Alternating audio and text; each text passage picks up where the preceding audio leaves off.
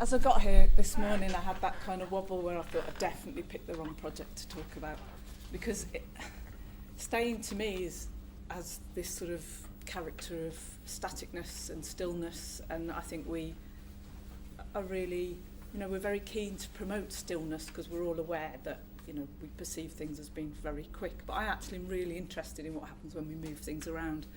So, and I think that's why I picked this project. Actually, I don't know why I picked this project. I think I did it in some kind of churlishness to not be about staying. But I think because of that, it adds something. I think it's certainly about a philosophy of staying, if not a physical staying. Because I worked for a very long period completely to commission. Kind of gigging is what it felt like. And I don't altogether work like that anymore. Because I found it was incredibly disruptive to my own life. I got fed up of having to go away for three months, and I also had children, and it became something I didn't want to do. So this idea of what it is when we expect artists to go and stay in places, and what happens to them as people, and what that feels like, is of great interest to me. So the project I'm going to talk about is really old work from about 10 years ago. And I chose it because I am really interested in what it means when things go wrong. And I'm using that term, as I often do, in quite a binary, simplistic way. I'm really interested in binaries. I don't believe in them, but I think they're useful for thinking, good and bad, right and wrong, etc.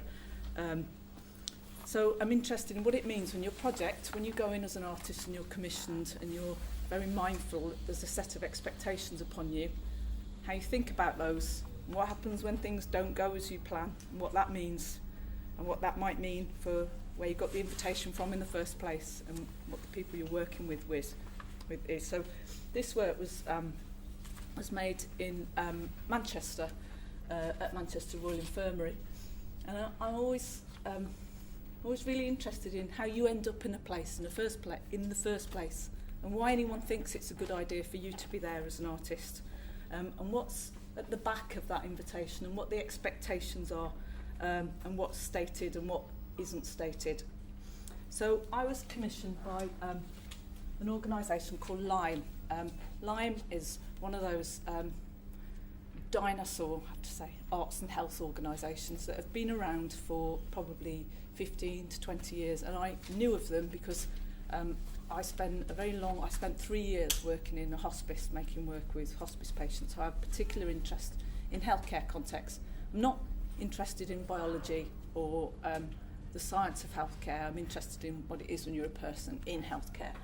And I was, like a lot of us have mentioned before, I was on the board of this organisation called Lime, and I thought they put really dodgy art in hospitals. I thought I was always a bit shocked, being a kind of 25-year-old artist. When I first started working with Lime, I was full of my own slightly grandiose ideas, and still am, about what art should be, and I didn't think they did a very good job. I thought they put really dull, unthinking artwork, blobs in hospitals. So when I was on their board, I hassled them for years and years, saying it's not good enough. And my argument was that they never took any risks, that they didn't experiment, that they didn't see what they did as research, they saw it as representation, that they thought they could represent other people's ideas of what it is to be in healthcare, i.e. here's some sad art, here's some cheerful art, here's some art that will make you feel better, etc. And so after hassling them for years and years, they turned around and said, all right, if you're so clever, what are you going to do? Here's your blank canvas, make a work for Manchester Royal Infirmary. Manchester Royal Infirmary is like 6 or 7 hospitals banged together. Hospitals are, they're Kafkaesque, complicated, nightmarish structures full of different types of architecture, different types of ideas of healthcare embedded in the built environment. They're extraordinary. But they gave me this and said, what are you going to do then? And so I spent a lot of time exploring the building, an awful long time, a couple of months walking the streets of the hospital, if you like. So sort of moving or staying while moving, walking through a kind of hospital flaneur, and wondering how on earth you capture the vastness of a place And one of the things I'm really interested in is how projects are minutely about something at the same time as trying to hold the whole of something. Can you touch the wholeness of what a place is?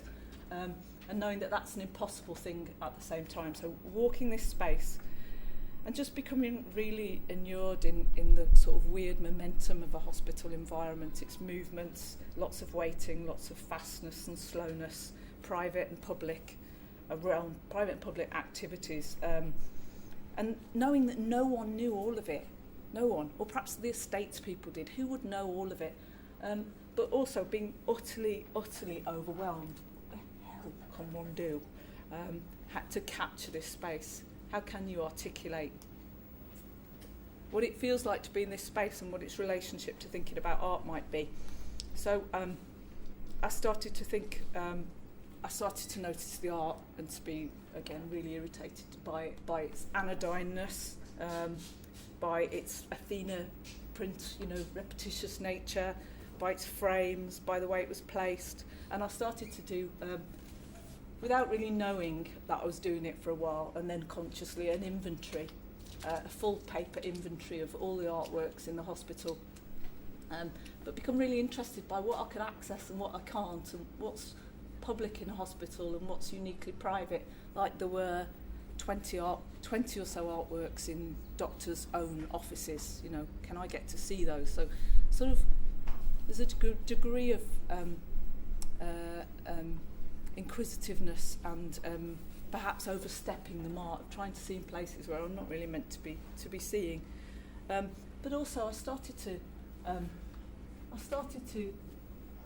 fall in love, not this one in particular, but to fall in love with some of the works, particularly the Klimts and the Monets and the Manets, the things that there were 400 of, or there were at least 4 water lilies in different places of the hospital, to become really interested in why that was, and to think about these as sites where my idea of what art might be and what other people's idea of art might be meeting.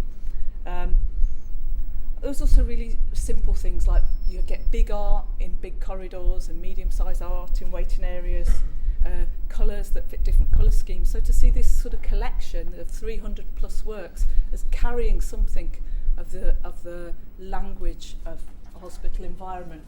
At the same time, Lyme was talking to Castlefield Gallery, which some of you probably know in Manchester, which is a small contemporary art space that sets itself the agenda of energising the kind of, it's been going a long time, the sort of cultural dialogue discourse in Manchester, and providing a space for young artists to grow through. At that point, it just had a rebrand, a rebuilding, and it was really quite cool and funky. Sorry, Anna, where's Anna gone?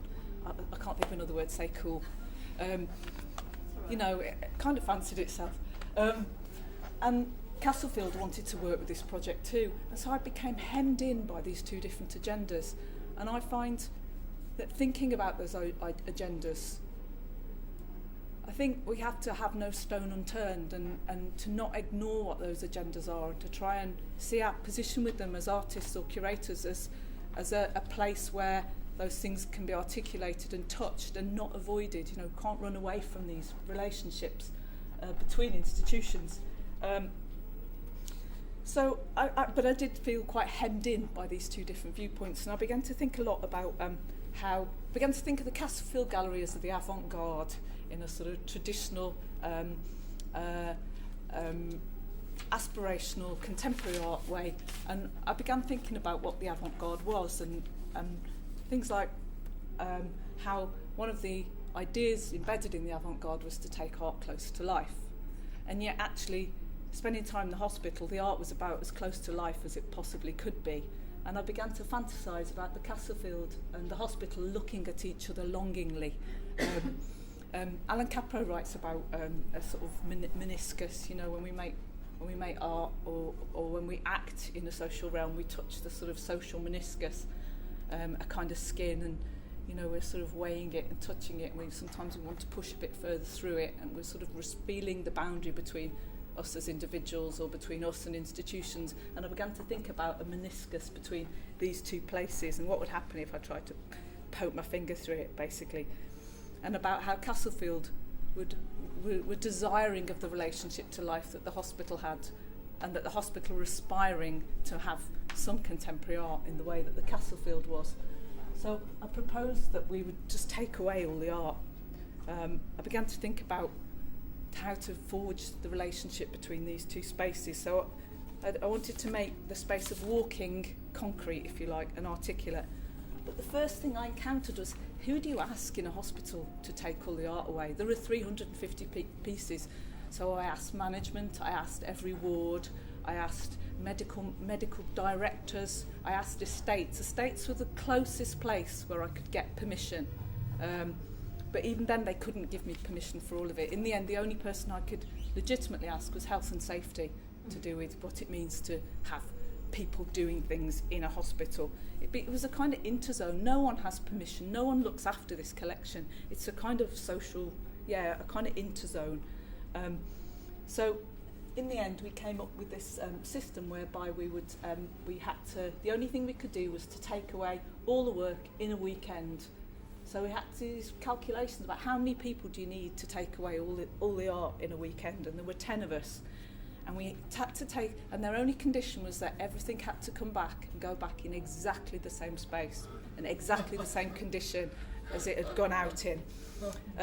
So we began this process, and as we did it, there's all sorts of, I think, extraordinary things about hospital as a public social space become revealed, about the interrelationship between our ideas and us as people and as objects. So this is sexual health, and there is always art, abstract art in sexual health, always. You'll notice that there are no people in the photos. That was another condition. We weren't allowed to photograph the public. As we did things like this, people would say, are you going to bring us some good art then? Or are you nicking it? All the kind of usual things which might imagine happen in a hospital in Manchester. Some of my favourite places were these sort of slightly intimate zones between where doctors had their offices and small waiting areas, these more intimate clinics.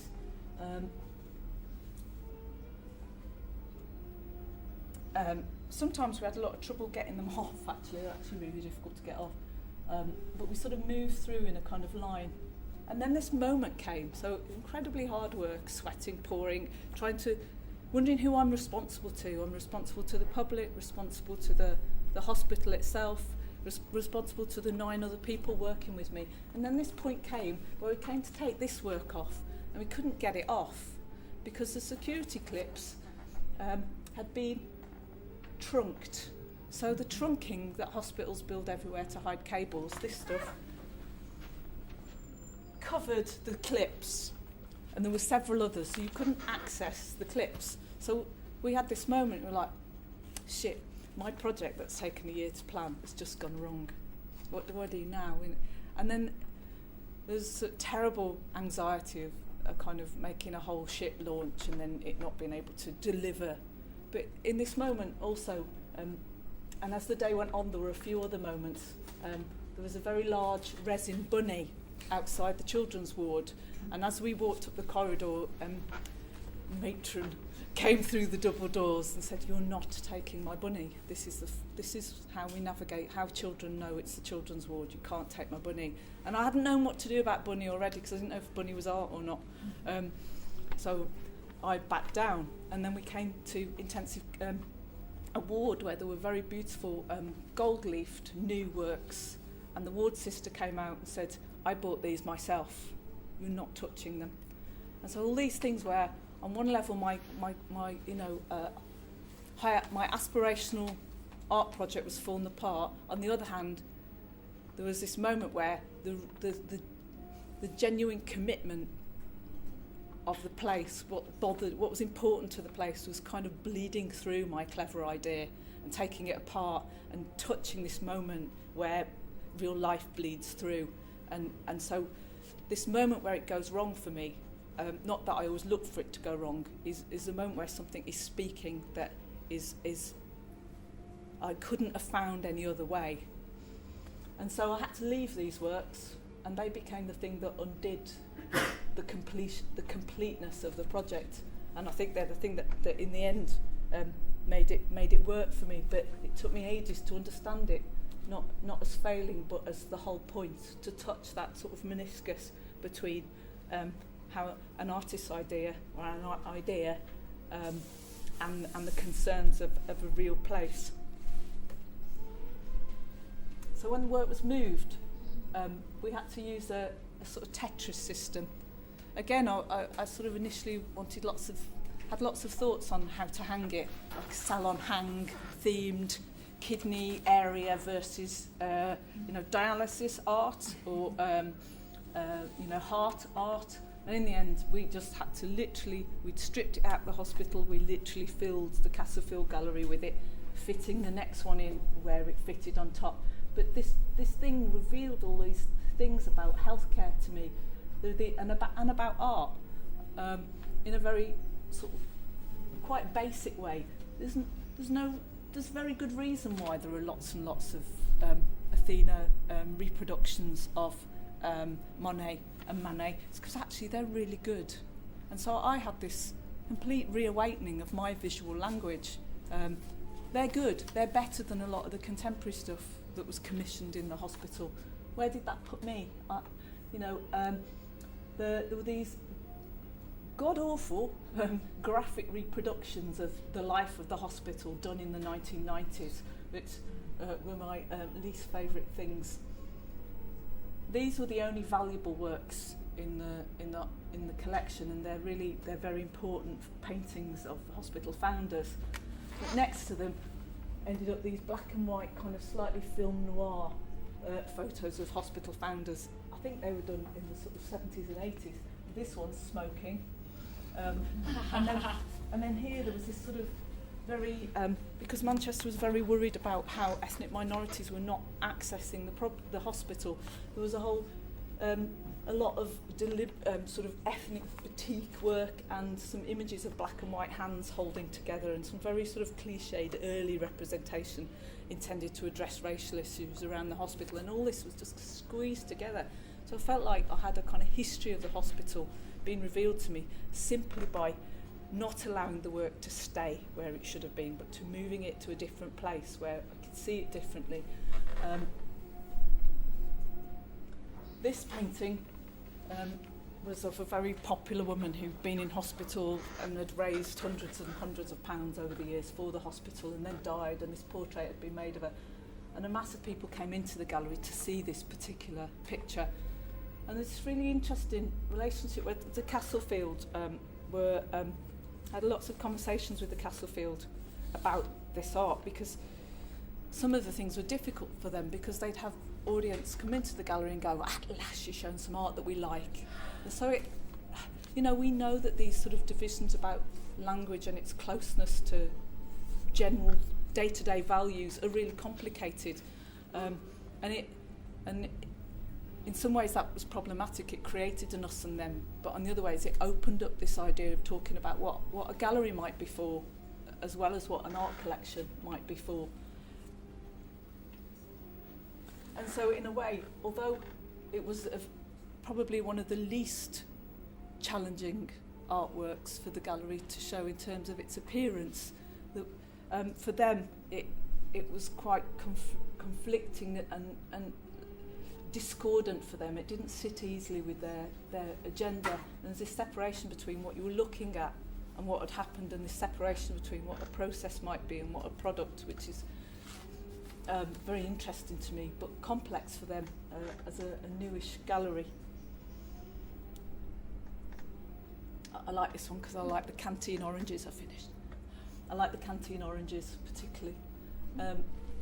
So in terms of returning to an idea of staying, I think the notion of perseverance and carrying something through that you mean to, as well as allowing for it to be completely dismantled. So a kind of a mindset of staying, even though, and a listening to the fact that your notion of staying might have to change slightly. Undoing staying, moving things that have stayed too long, and a staying when it goes wrong and listening when it goes wrong, and trying to see what's actually being communicated. Okay, thank you. So, don't wait a minute. I realise why you meant to sit in the front row. Then you Yeah, sorry. do that with that. Nice to see. Well, I really like that thing about undoing things that have stayed long enough. Keep thinking about that, just literally the dirty mark on the wall after you take the picture down. Mm-hmm. And there were quite a lot of those. Oh, bet. No, Yeah. it's really important. How long were they in the Castfield Gallery? They were in there for about 6 weeks, and 6 weeks? yeah, and it was over Christmas, which felt rather mean. Lots of people said to me, could you not have taken the art away at another time of year? Gave them more opportunity for Christmas decorations. Absolutely, yeah, definitely, yeah. It was the taking it back was really, really difficult. It's like, it's great when you go into the gig, it's less good when you're walking home. It's sort of very, very arduous and very difficult, and and some of the things broke because they didn't have safety glass, and we had to replace them with safety glass, and all sorts of access issues were much harder putting back. And was when you came into the hospital when the art was gone, was there any kind of announcement that the art wasn't there? I should have said, I've lost the slide. There's a little tiny green label that was at the beginning, that just with the arrows, that was put in the place of every absent work, to kind of encourage people to go to the Castlefield as well, right? To see there. And not knowing my Manchester geography, how far apart? Oh, they're down the same road, but it's a bus. It's probably 5 minutes on the bus. Right. But you can walk. You can walk. Mm. So they're on the Oxford Road.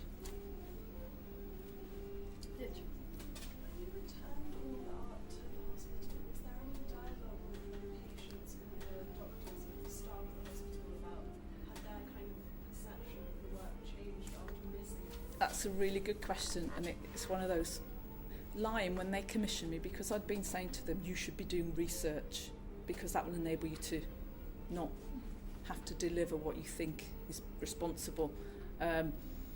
They said, well, could you do some research for us? And I said sort of, and so, but I was very clear that I would never provide data for them, and that I wouldn't ever ask those questions. If they wanted to, that was up to them, but that it wasn't really. I thought if I did that, the project becomes only about measuring opinion, and not about anything else. So I very deliberately didn't, but I wish they had, because I would have liked to have known. I think it, as is often the case when it's a kind of, I'm always interested in working with commissioners that aren't necessarily easy, that have got agendas, and I sort of have these. Maybe it'll change things, and it doesn't in those situations, because they have their own agenda, and that's so they should have. That's up to them, But I don't think it made the impact lay in that I got to know security very, very well, and as often happens, there's an amazing member of staff who looked after the hospital for 30, 40 years. And he was really, really interested in it, and he showed me lots of archival material, and he was instrumental in making the thing happen, and he promoted it and talked about it. So that for me was the most interesting point of engagement, really. I was thinking I think it's interesting with the sort of practices that we're interested in or we're doing, the lack of sort of aesthetics that are produced is begins with a conversation or it's a process. So it's interesting that the work in the hospital is that, but there is an organisation line that is there to sort of commission art in the hospitals, but no one ever addresses, because the same with the showroom in our neighbourhood. Quite often people will ask us to do like a mural or something. It's not something I wouldn't know how to, it's not the sort of practice that we're working in. But it's interesting, that tension where like you're brought in, but you can't really deliver what's actually quite, that's actually more urgent or more necessary. I'm really fascinated by that sort of gap in language, and how there's lots of things that are intellectually and aesthetically challenging. I'm interested crudely in how a lot of relational practice or engaged practice, or whatever term we might use, develops particular modes of working which are effective, but how it then provides this gap between what might be seen as accessible art and that problem. I think the question that I often ask is, who's it for? You know, and if you're doing this, I think you have to think, who is it for? You know, and obviously you've got a lot out of it, but actually, who else has? And I think understanding absolutely. that in terms of your practice, like who you're doing it for. But it's hard to know, isn't it? Yeah, is it for a peer what group? does that mean Yeah. to do something for somebody? That sounds very... It's sort of one who's way. the audience, who's the customer, what's it for? As my mother always says, what's it for? You know, and I think if I can answer that question, we've delivered a good project. Yeah, but the But, problem with like organisations, I agree with you, Yeah. and the problem with organisations like Lime is they think they know who Yes, it's for yeah, and yeah, what exactly. they need. And this idea that we think we know what other people need, really, Yeah. it's like Yeah. you know, I think about the health list. My problem with health list is they think they know what I need. So I find it incredibly interesting how you work with people honestly and warmly, but not always give them what they need. But I think that's what's interesting about what you brought up earlier in the talk about expectations, and not so much in the Deaf and Art Shop, but in prior to that, when I was working on commissions, I think most of those projects were really quite often failing. As you said, like things went wrong, and it all came down to the expectations of us as the artists going into a community, the commissioners, who sometimes were art organisations, but also often were maybe from hospitals or whatever, that kind of side of things. And then there was the townspeople or the community that you were working with. And so it's like, you know, It's absolute I think this is spider's web. something I mean, you, probably- Sophie, you've done. yeah. Sorry. No, I think this would be a really good thing to come back to in a discussion, otherwise we'll... But even, yes, certainly one of the things to me that Becky's so clear about is allowing the unknown, and the danger of when you ask a question. So it's when you ask it, because if you ask who's it for at the beginning, it's completely different than later on maybe.